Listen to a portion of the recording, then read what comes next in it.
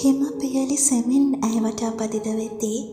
ඒ අති සුන්දර වූ තරුණියගේ ගවුම සඳ එළියේ දියමන්ති වගේ දිලිසෙන්නට පටන් ගත්තා.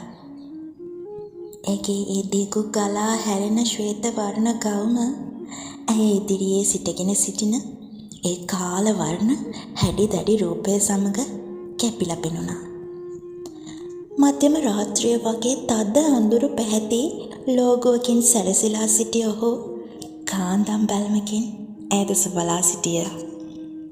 ඔහුගේ දැස් දැඩි ආලෝක තීව්‍රතාවයකින් දැල්වෙන්න පටන් ගත්තා.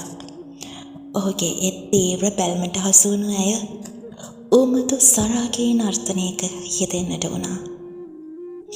ඇගේ චලනයන් හරියට ගලා හැලෙන දොළ පහරක් වගේ මනරම්.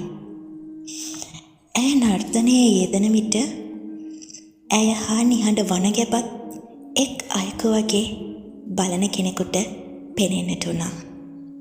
හිම පියලි වලින් බර වෙච්ච ගස්වැල් ඇගේ නර්තනයේ රිද්මයටම පැද්දෙන බවක් පෙනෙන්නට තිබුණා.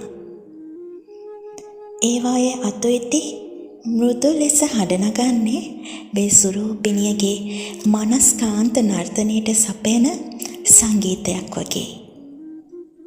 තරුණියගේ දැස් ඒ හැඩි දැඩි තේජාන්විත පුරුෂයාගේ දැස් දෙසට ඇදී ගිය විට මොහොතකට කාලය පවා නතර වුණා.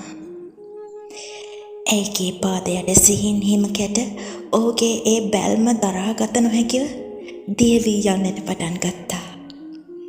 ඔහුගේ බැල්ම කිසි විටකත් ඇයගේ දැස් මතින් ඉවතට ගියේ නම් නැහැ.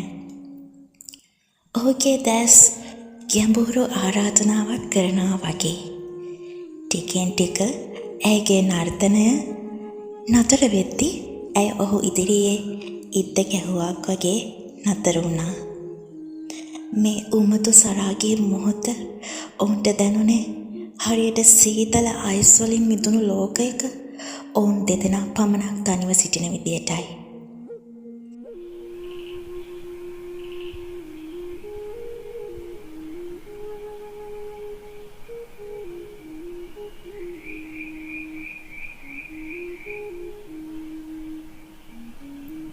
මේ උමතු සරාගී මොහොත ඔවුන්ට දැනුනේ සීතල අයිස් වලින් මිදුණු ලෝකයක ඔවුන් දෙදෙනා විතරක් තනි වෙලා ඉන්නවා වගේ.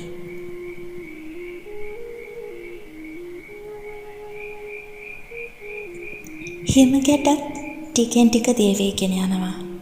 කාලයත් ඔවුන්ට හොරෙන්ම කිවීගෙන යනවා.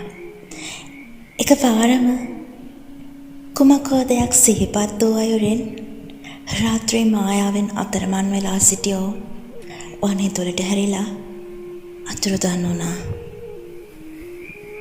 එයින් පසු කිසිවෙකුටත් සෙලවීමට හෝ නොහැකි සදාතනික ප්‍රේම වෘතාන්තයක් වුණේ අදෘශ්‍යමාන ලෝකයේ තුල පමණයි.